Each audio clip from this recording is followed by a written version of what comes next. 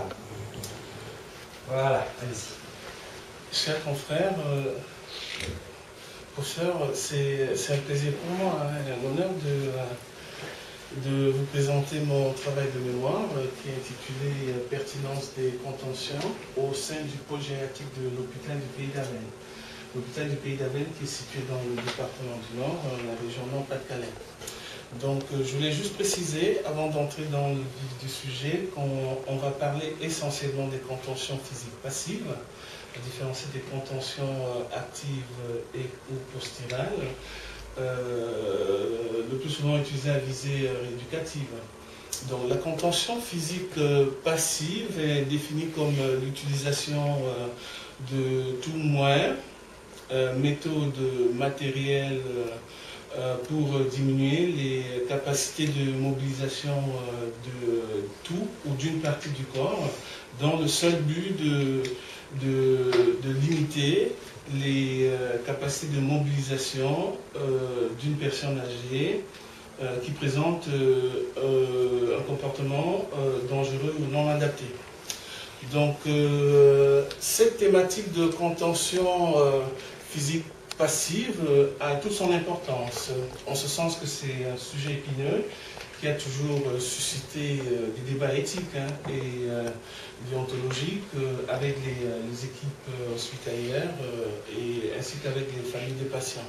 Et à l'hôpital du Pays d'Avesnes, depuis pratiquement 8 ans, nous avons mené une politique globale de réduction de contention au sein de la filière. C'est vrai que de nombreux points restent à améliorer, notamment en ce qui concerne des critères qualité recommandés par la Haute Autorité de Santé.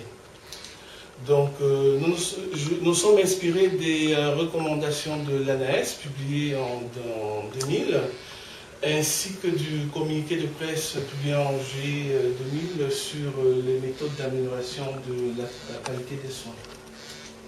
Donc, il s'agissait en fait d'un travail pluridisciplinaire au sein du groupe du pôle de gériatrie qui comprend en général 5 médecins, 3 cadres de santé, 23 infirmiers, 1 neuropsy, 5 kinés, 2 ergos et 45 soignants.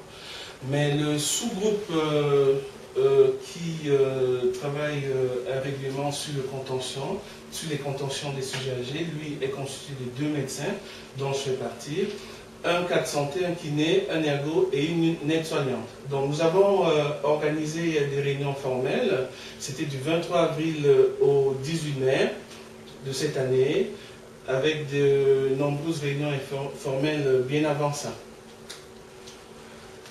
Il s'agissait donc de réaliser deux audits dans les différentes unités du pôle, c'est-à-dire le SSR, le court séjour et le long séjour, pour essayer d'observer dans les pratiques de contention au sein du pôle.